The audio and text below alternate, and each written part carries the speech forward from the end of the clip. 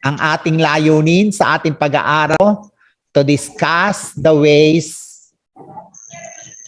of revealing God to man. Paano inihahayag ng Diyos ang kanyang sarili sa bawat isa sa atin.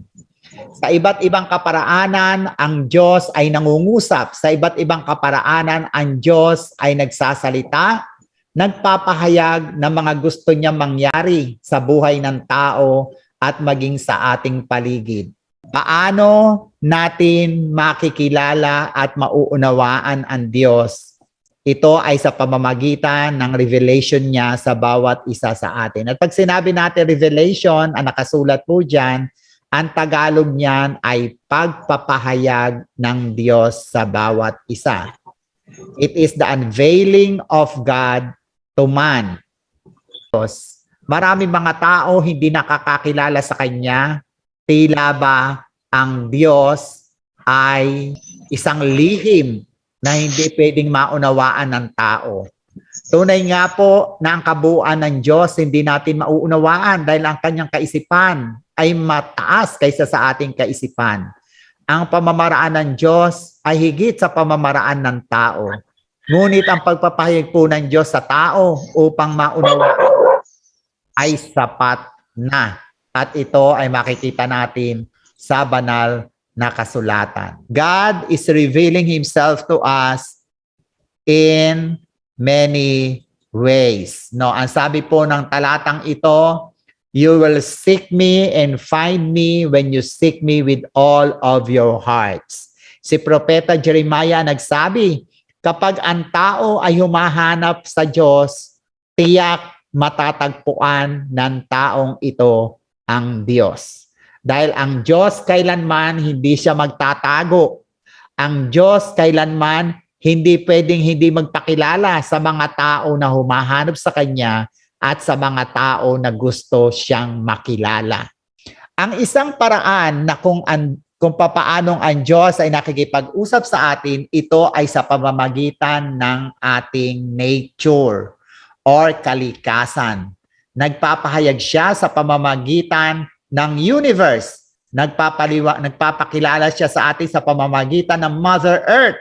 Nagpapakilala siya sa atin ng lahat ng bagay na nakikita natin sa ating paligid.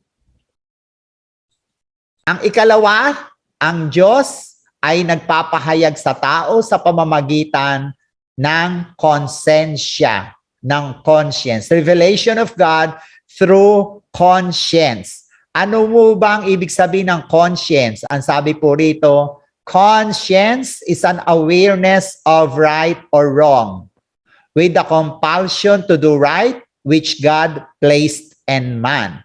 So hindi lang kalikasan ang ginagamit ng Diyos upang ang tao makilala niya ang Diyos, upang ang Diyos magpahayag sa tao, kundi may inilagay siya sa loob natin. Ano tong inilagay niya? Ito inilagay niya na conscience or conscience. Ito yung ating pagkamulat ng ating mga mata kung ano ang tama at kung ano ang mali. At ang konsensya rin ang nagtutulak sa atin para piliin ang tama at iwasan ang mali. Nararanasan niyo po ba yan?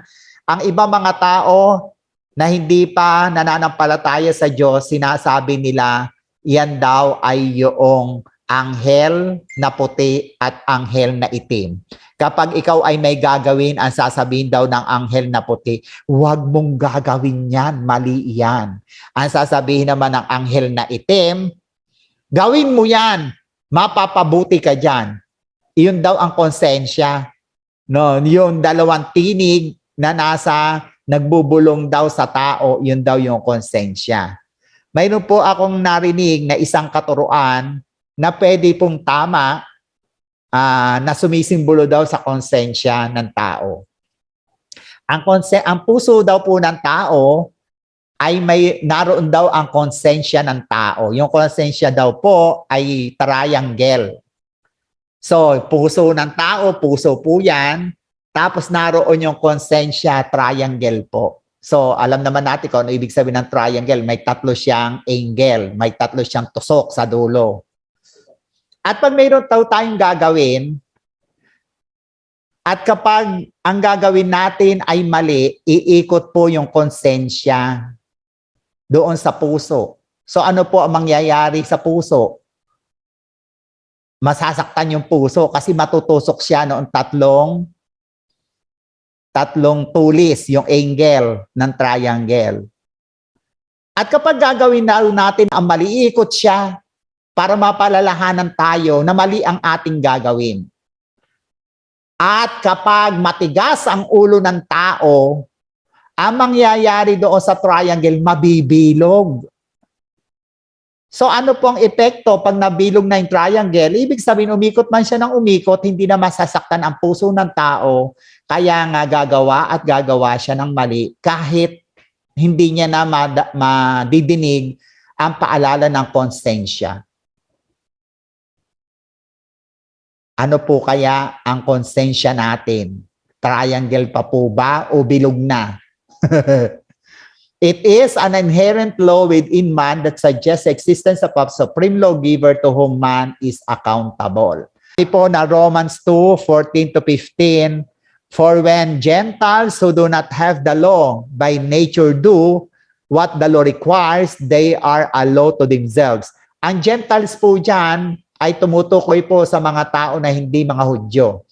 Dahil sa lumang tipan, yung mga kautusan na ibinigay ni Moses, ng Diyos kay Moses ay para lang po yun sa mga Hudyo, sa mga Israelites. At tayo po ay hindi kabilang doon. Ang tawag po sa atin ay Gentiles. Ang sabi po ni San Pablo, kahit na hindi tayo binigyan ng batas, by nature, sa ating pagkakalikha, mayroon din tayong batas. Yan po yung conscience.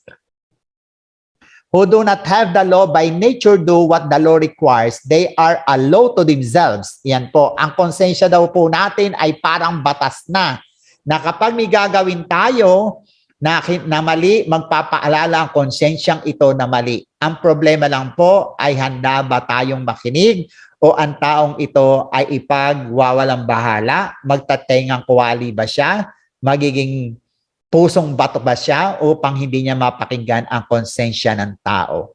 They show that the work of the law is written on their hearts. Ang kautusan ng Diyos ay nakasulat na sa kanilang mga puso, while their conscience also bear witness and their conflicting thoughts accuse or even excuse them. So, through the conscience of man, ang Diyos ay nagpapahayag sa tao.